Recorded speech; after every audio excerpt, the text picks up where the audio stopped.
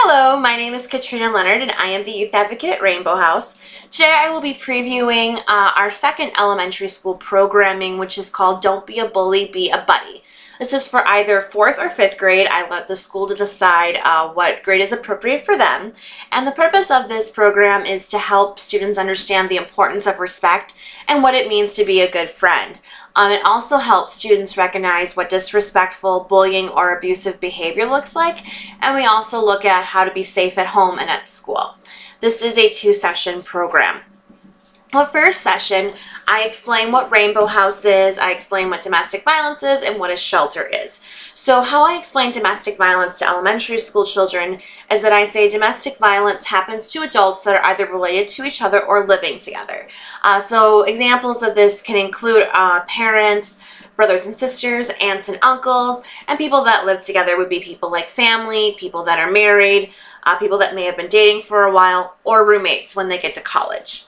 And so I tell them that just because they are adults living together that are either related to each other or they're living together, that doesn't make it domestic violence. One thing has to happen to make it domestic violence, and it's that one of these adults gets hurt. And there are 3 different ways one of the adults can get hurt.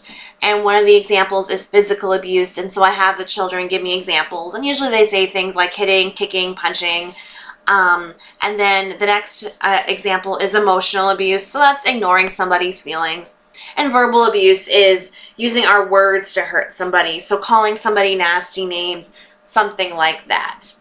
And so I tell them that with domestic violence, perhaps they're not feeling so safe at home and they want to go to a safe place, and that would be Rainbow House. And so I show the kids different pictures of Rainbow House, so the outside, our playground, our playroom, and to show them that Rainbow House is a kid-friendly place to go to if they're ever not feeling safe at home. So then I move on to bullying, and I have the kids create a buddy versus bully list. So they would create in one column all of the characteristics of being a buddy, and then the next column is the characteristics of being a bully. And I also like to link it with domestic violence. How domestic violence is kind of like having a big bully in the home.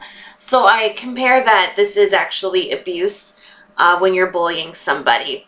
And to help students understand the impact of bullying on a victim, I have the students wear a backpack.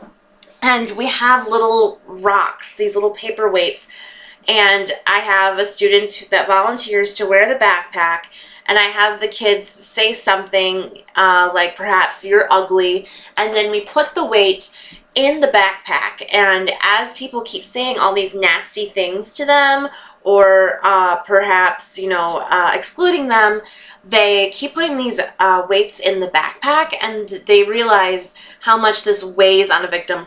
Literally. So that's the end of our first session. The second session of the 4th or 5th grade program, we talk about what respect is. So I have the students give example of what respect is, and we do a toothpaste respect activity where we talk about what does respect look like, things like that. What does it smell like, kinds of things. And I take a tube of toothpaste and put it on an index card with an R on there. And I tell them that the R stands for respect. So we spread toothpaste around, we spread respect on the card.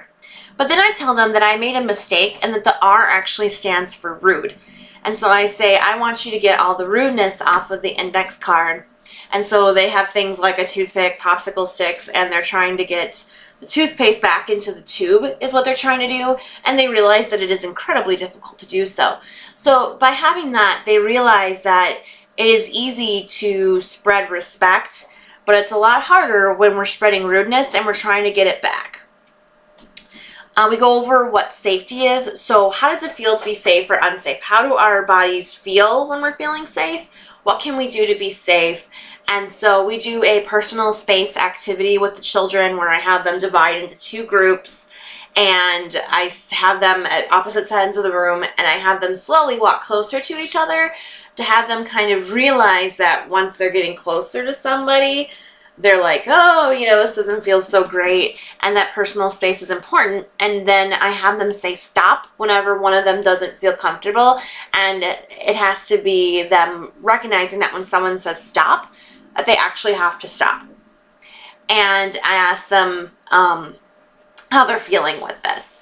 And then we do a safety plan for them. So basically what they're doing is creating a safe list, a list of safe and trusted adults that they can talk to, places they can go if they're ever not feeling safe. And we discuss how it is important to be persistent in getting their concerns about feelings and safety across to somebody until somebody listens to them. And that wraps up the 4th and 5th grade elementary school programming on bullying.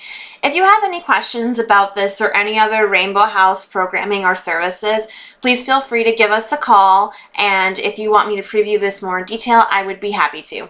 Thank you.